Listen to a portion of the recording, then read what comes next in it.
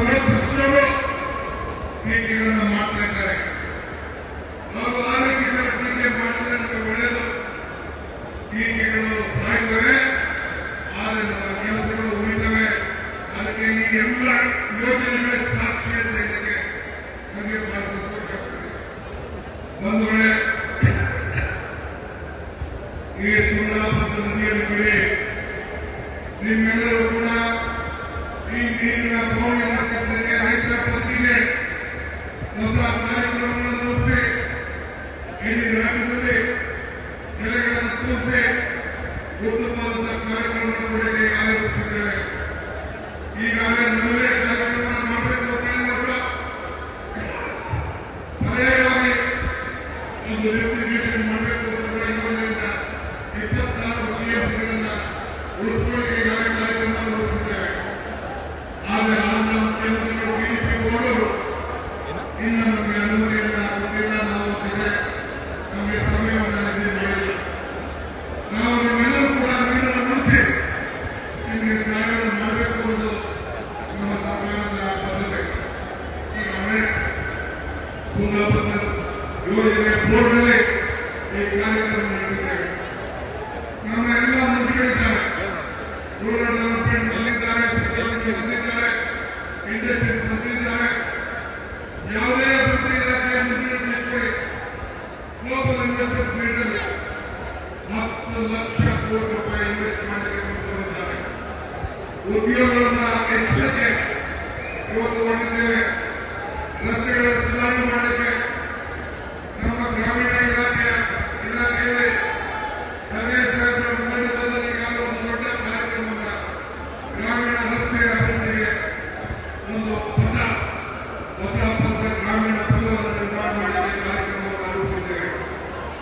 ಹಾಗೆ ನಮ್ಮ ಟೂರಿಸಂ ಇಲಾಖೆಯಲ್ಲಿರ್ಬೋದು, ಕನ್ನಡ ಕಚೇರಿರ್ಬೋದು, ನಮ್ಮ ಯಾವುದೇ ಇಲಾಖೆ ಬೇಡಿಕೆಯಾದಂಥ ಎಲ್ಲ ನಮ್ಮ ಮಂತ್ರಿಗಳು ಅವರವರ ಇಲಾಖೆಯಲ್ಲಿ ಒಂದು ಹೊಸ ಯೋಜನೆಗಳನ್ನು ತಂದು ಜನರ ಬದುಕಿಗೆ ಒಂದು ದೊಡ್ಡ ಶಕ್ತಿಯನ್ನು ಕೊಡುತ್ತ ಕಾರ್ಯಕ್ರಮಗಳನ್ನು ಈಗಾಗಲೇ ನಾವು ನಡೆಸಿಕೊಂಡು ನಾವು ಹೋಗ್ತಾ ಇದ್ದೇವೆ. ಒಂದು ವೇಳೆ ನೋಡಿದಂತೆ ನಡೆದಿದ್ದೇವೆ.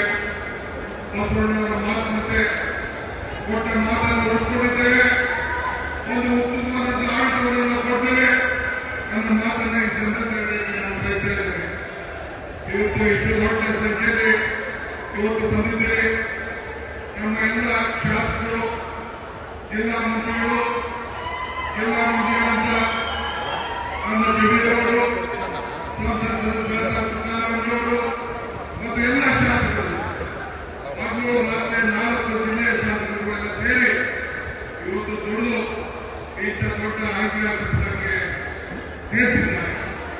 ಪಾಪ ವಿರೋಧ ಪಕ್ಷಗಳು ಅವ್ರ ಕಣ್ಣಲ್ಲಿ ನೋಡ್ಲಿಕ್ಕೆ ಆಗ್ತಾ ಇಲ್ಲ, ಟೀಕೆಗಳನ್ನು ಮಾಡ್ತಾ ಇದ್ದಾರೆ. ಅವರು ಟೀಕೆ ಮಾಡ್ತಾ ಇರಲಿ, ನಾವು ಜನರ ಬದುಕನ್ನು ಇವತ್ತು ಉಳಿಸುವಂತ ಕೆಲಸವನ್ನು ನಾವು ಮಾಡಿಕೊಂಡು ನಾವು ಹೋಗ್ತೇವೆ. ಇನ್ನು ನನಗೆ ಬಹಳ ಹೆಚ್ಚೆ ಮಾತಾಡೋಕ್ಕೆ ನನಗೆ ಬಹಳ ಇಷ್ಟ ಇದೆ. ಇನ್ನು ರಾಜ್ಯದ ಗೌರವದ ಮುಖ್ಯಮಂತ್ರಿಗಳು ಮಾತಾಡಬೇಕಾಗಿದೆ.